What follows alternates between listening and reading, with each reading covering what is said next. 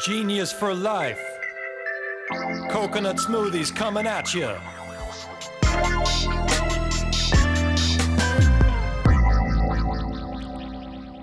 Hello there from wherever you are in the country or internationally. This is 15 Minutes of Genius. I'm your host, Alex Baer. I'm the CEO and founder, if you couldn't tell already from all the onslaught of logos. There's 5 of them, 4 or 5, Genius Juice. So this is a show where I bring on investors, I bring on people that work in operations, consultants, sales, all over the map with CPG, and they offer great advice and insight to the entrepreneurs that are watching, typically on LinkedIn or on YouTube. So we have an amazing guest tonight. She's a dear friend of mine. I've known her for, I think, almost since I started Genius Juice, like 5 or 6 years ago. Before rolling into that, I'm going to give a quick plug for Mark Nicholas over here. Mark N. at ManhattanBeachStudios.net. Here he is. He's working overtime. He works every day except for Thanksgiving night and Christmas morning. I'm just kidding, kind of. All right, so let's roll right into it. Melissa Facchina. She is the CEO and founder of Siddhi Ops. A little background on the company. Siddhi, which is Sanskrit for success, provides operational knowledge, execution, and support for entrepreneurial food and beverage brands determined to achieve success in the competitive marketplace.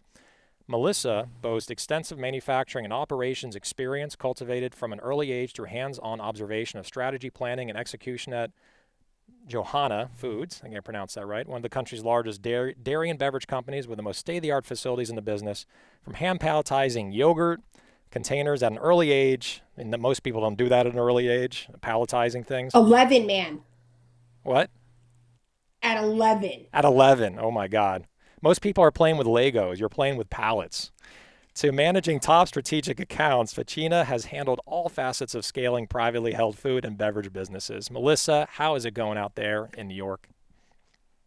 What's up, man? Thank you so much for hosting me. I'll say I've been watching with so much pride, beaming at what you've created, not just in Genius Juice, but certainly here with this podcast. And I'm super stoked to be here.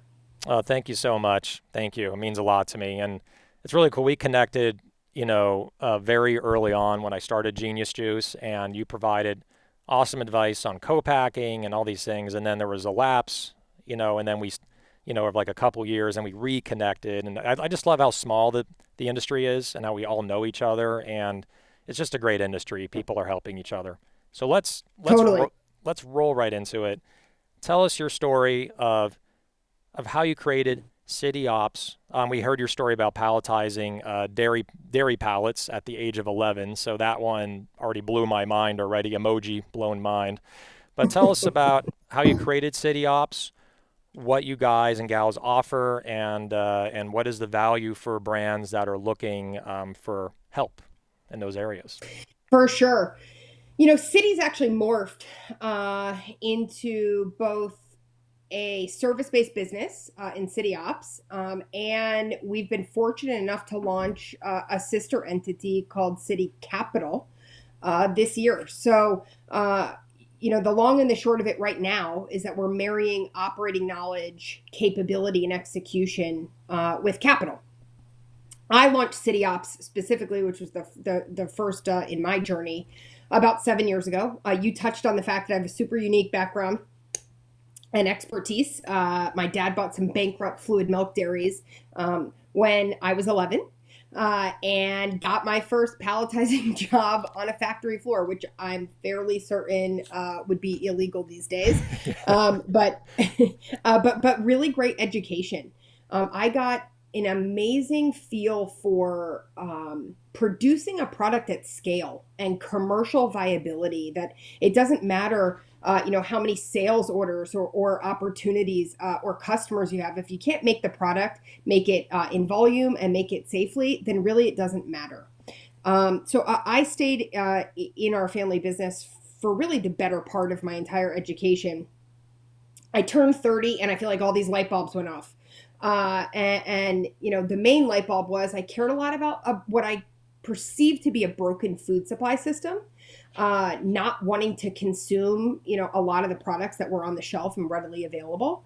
And the fact that I had this unique operating knowledge and expertise that I thought I could help the industry by pairing that and bringing better quality products to market. So I launched Siddhi Ops, really just me for the first few years. Talk about scaling a business outside of your own skill sets. That was a challenge and tough, and certainly something we've navigated over the years. But fast forward to today, there's an awesome team of expert operators at various levels. And we run the back end of about 30 companies right now. Those businesses range from $0 venture backed to about 25 million in revenue before we have to start replacing ourselves with an in-house team. And then with that, launched City Capital this year, which I think is a feat. Raised what will be a $65 million fund in 19 days Amazing. during the pandemic. Amazing. Yeah, and we talked about it where I remember when you were working on the fund, and I thought you were just starting on it, and you're like, no, it's basically done. Like we're closing it, and we raised this much money. So I think it really shows to me that there is a huge market for, natural, organic, better for you. That's what you believe in. That's what you live and breathe every single day. And you've inspired investors to come into your fund so that you can invest in brands that are really, in a way, changing the world and changing the way that we eat and the way that we drink. I wanted to go back to what you said about quality because I Mm. talked about this with people, just that have been on the show in the past, especially with something like Genius Juice, right? Like we sent you some bottles and there was some temperature abuse on the way and one of the mochas went bad and I was embarrassed.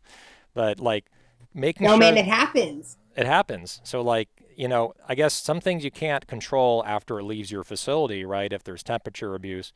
But for brands that like have like such natural ingredients, right? Like we use coconut water, coconut meat, or other kombuchas, like how do you work with brands to ensure that every time a bottle, I'm like doing a shameless plug, you open the bottle and you're going to get the same experience every time? Like how do you set up guardrails and systems to do that? You are asking one of the toughest questions, frankly, in the industry. The other tough question is how do you get capitalized? Um, Making a product is easy. And I put it in parentheses for a reason. Anybody can make a product in their kitchen, can make it in a small batch manufacturing facility or a commercial kitchen. But moving it to a larger scale facility where they can make products, at scale, comes with risk. There are tons, I mean, hundreds, if not thousands, of new food and beverage products launching every year right now, competing for line time and competing for manufacturing partner attention. And so you're really only as good as your manufacturing partner, in my opinion. It's a big part of the reason why I'm blessed to have had the experience to come from a co-manufacturing family. I now know what it feels like to be on the other side, and can sort of navigate those relationships with the middle of the road intent, instead of all brand favorable, which is what most people come into it with.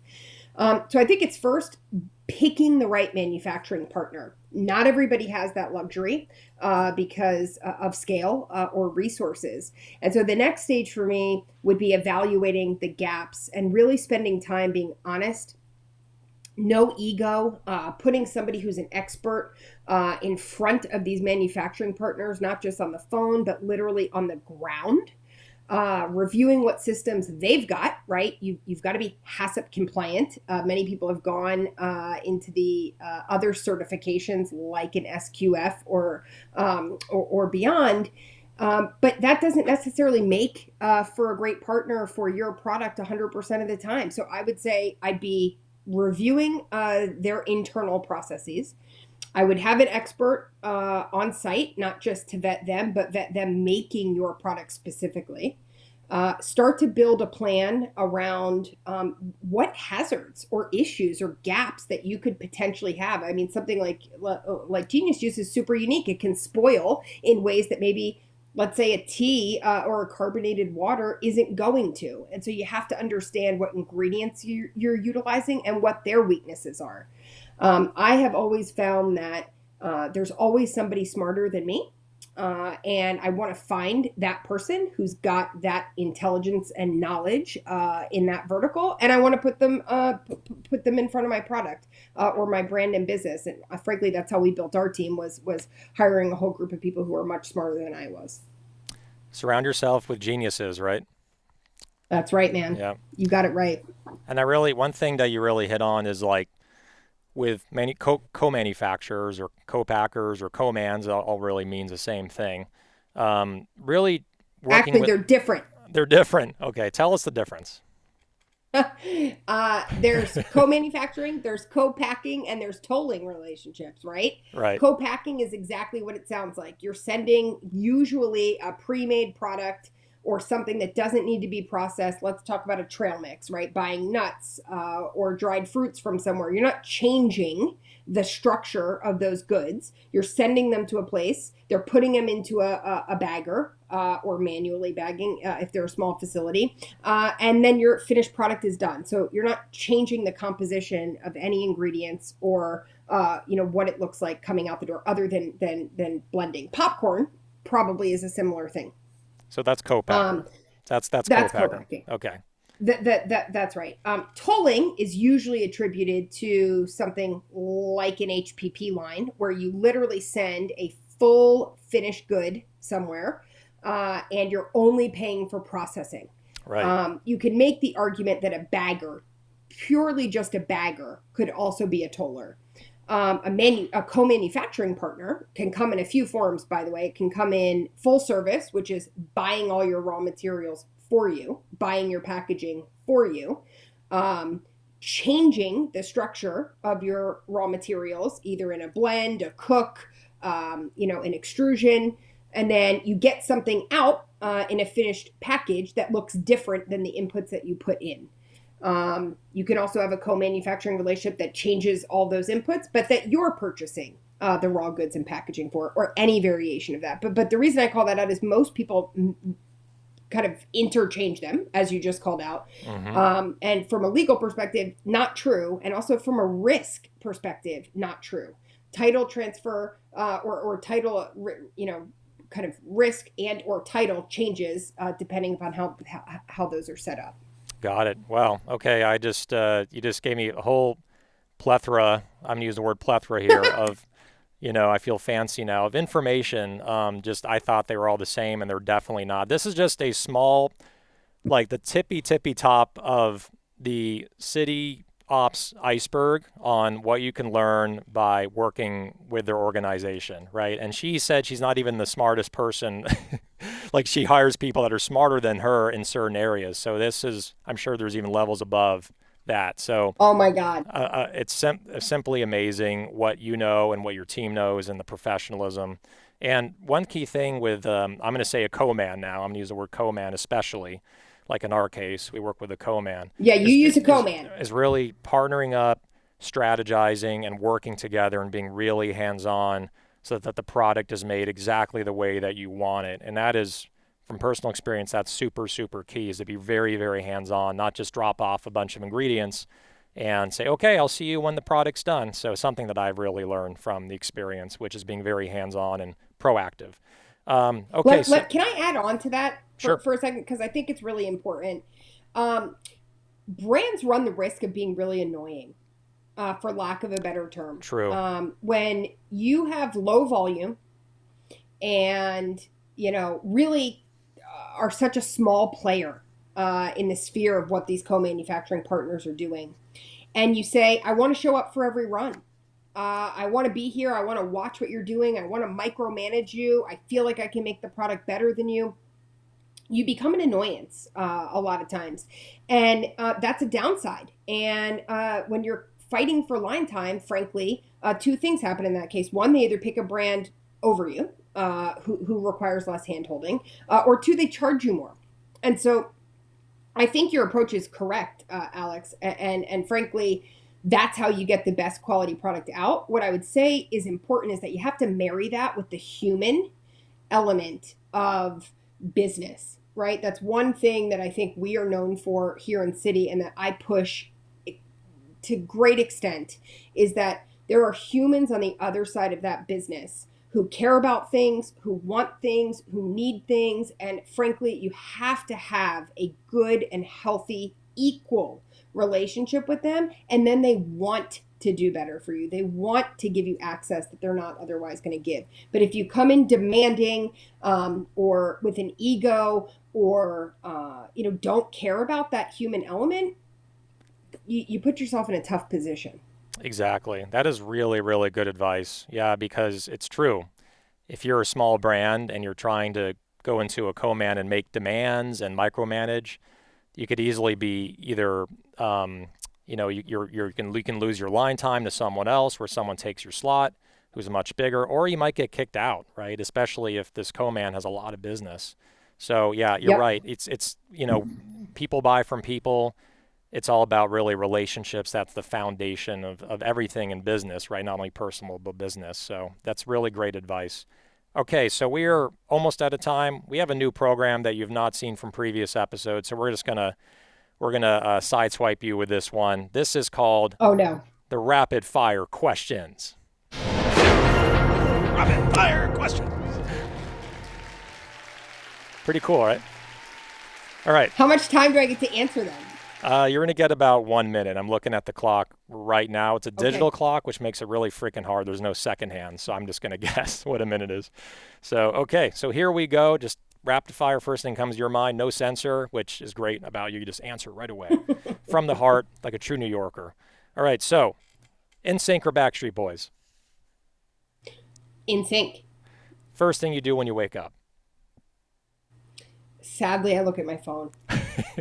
Movie you can watch an unlimited amount of times? Pretty Woman. Okay, good. I thought you were saying documentary on operations. I'm glad. Yeah. It's really embarrassing that I just said Pretty Woman. That's a great movie. Richard Gere. Song you can listen to an unlimited amount of times. Nirvana by Sam Smith. Oh, not Nirvana, the band, but a song called Nirvana. Okay, interesting. Yep. Favorite national park? Oh, Yosemite. Yep, mine too. What's your spirit animal? I feel like it changes all the time. Frankly, right now I'm sporting a wolf. Wolf. Okay. Got to go faster. Window seat or aisle seat on an airplane? Oh God, aisle. Peanut butter or almond butter? Peanut. Cold weather or hot weather? Cold. Yeah, of course. Where are you at right now? Cold brew or hot coffee? Hot. LeBron James or Michael Jordan? Michael Jordan. Hell yeah. Ginger or turmeric? Or both? Ginger all the way. Favorite food or drink if you're stuck on a deserted island and you cannot say coconuts? Oh no. Fresh fish. Fresh fish. You're just like a castaway, right? All right, so that is our rapid fire questions with Melissa Facchina of Awesome, City man. Ops and City Capital. Thank Yep. you so much for joining us. If someone wants to get a hold of you and contact you, what is your email and website? Yep. The easiest way is to go to info at SIDDHI ops as in OPS.co. Don't do the .com. Or info at city, SIDDHI capital.co. Again, both of those infos go to me, but don't tell anybody that because that's a hidden secret. Yeah, well, you're the owner, right? It's got to go to you in the end, right? It filters down. So that's like me too. Contact at Genius Juice, support at Genius Juice, Shopify at Genius Juice, Amazon at Genius Juice. And my own emails go to me, Alex at Genius. It's probably ironic. I probably miss more emails to my personal email than the rest of them because I get so much more in my personal. All right. So thank you again, Melissa, for joining us. This was a true honor to have you on our podcast. And take good care, okay? No, dude, thank you so much. Awesome. All right. So that is episode 25 of 15 minutes of genius. I've been actually almost ending on time, like 15 to 17 minutes. I'm doing a lot better at keeping my time here, which is important as an entrepreneur. So thank you again. Big plug again to Mark Nicholas, Mark at ManhattanBeachStudios.net for all your editing desires. And one last thing, operationally, you got to stay genius, my friends.